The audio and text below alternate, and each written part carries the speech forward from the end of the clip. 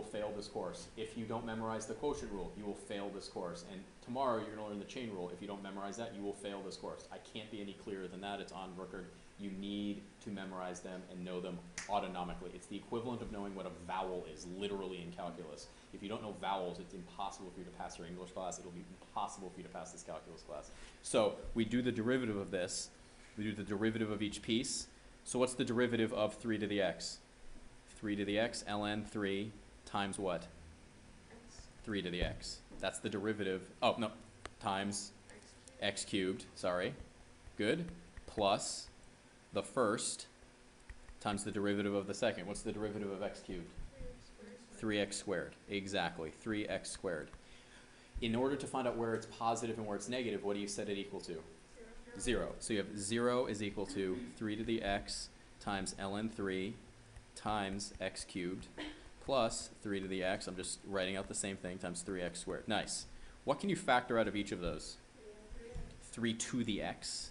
So you have 3 to the x times what? ln 3 times cubed plus 3x squared. Now what can you factor out? Something else you can factor out. What's in both of these terms? X squared. What's in both of these? X squared is in both of them. So you end up with 0 is equal to 3 to the x times x squared times what? X ln 3, yep, plus 3. How many things are multiplied together here? There's 1, 2, 3 of them. Do you see the 3 things? So either 3 to the x has to equal 0 or what? X squared equals 0 or what? X ln 3 plus 3 has to be 0. Here's the thing. 3 to the x. Can this ever be true? No. So there's no answers there. What about this one? X is equal to? 0. What do I subtract from both sides here first? X ln 3 is equal to what? Yeah, so x is equal to negative 3 over ln 3. So we now have the two numbers. There are two numbers that make the derivative 0.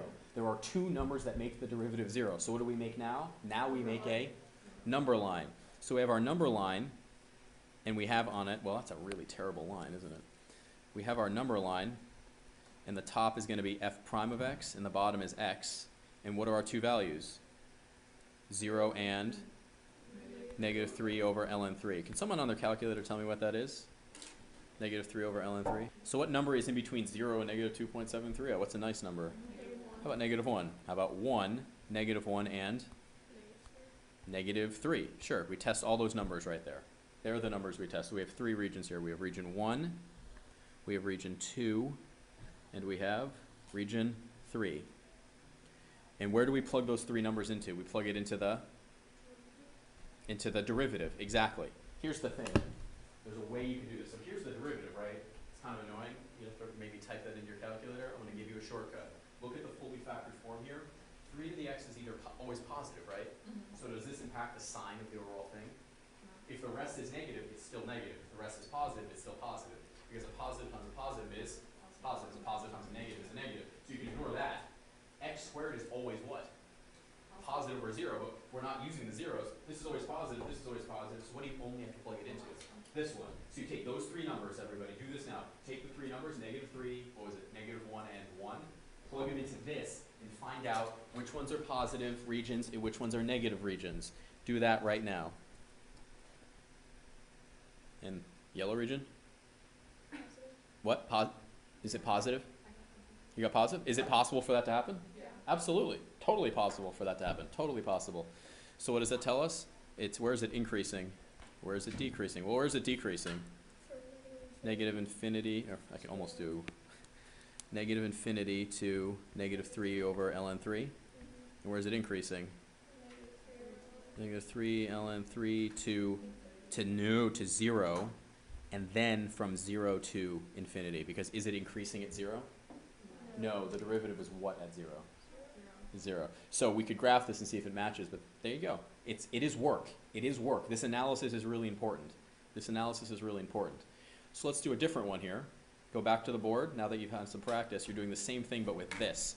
What rule? You do the derivative, you get, let's see here, what is it? G prime of x. You end up with low d high minus high d low all over low squared. Do you agree with the derivative? Yes. Yeah. So if you set this equal to 0, the only thing that matters is the numerator, because the denominator is always positive. What can you factor out? E to the x, right? And x. So what do you end up with? X minus 2 equals 0. So the two answers are x equals 0 or 2. When you do your number line, you have 0 and 2. Label it, please. Call those x values and call them f prime values right there. That's what each of these are. So what numbers are we going to test? We're going to test maybe, how about 1 in between? We'll test 3 and -1. Those are the numbers you could test. You could test them. Where do you plug them in? You plug them in to the top right here, right? Do you agree with that? Yeah. Another thing to think about, yeah, so you depending on what numbers you pick, you might need to use your calculator, but you can actually do this out. So if so we do, let's say, plug in 1. You get 1 times e to the first minus e to the first times 2. What's that going to be? That's e minus 2e. So what is that? Negative e. So when we plugged in 1, what did we get? Negative. So it's negative in between there. Now plug in huge numbers, right? Let's plug in huge numbers. Let's plug in 1 billion, right? Look at this. What's the only term that's going to matter up here if you plug in 1 billion? X squared. You have to be really careful because that gets huge too. E to the billion, e to the billion gets really big, right? But which ones? They're both, yeah. You could factor that out to do some analysis or use your calculator. But if you do this here, the yellow right there, factor out e to the x. What do you get? E to the x times what? Minus 2x, right? Plug in 1 billion into this. That's going to be positive, right? What's bigger? 1 billion squared or 2 billion? 1 billion squared is a lot bigger, so this is going to be positive. So what is it going to be to the right? Positive. And then what is it going to be to the left? Positive as well. So where is it increasing? Negative infinity to 0, union to infinity. And where is it decreasing? Yes, exactly. Nice. Fantastic. Fantastic. Okay, so we're going to evolve a little bit and go in for the fun. Go in for the fun.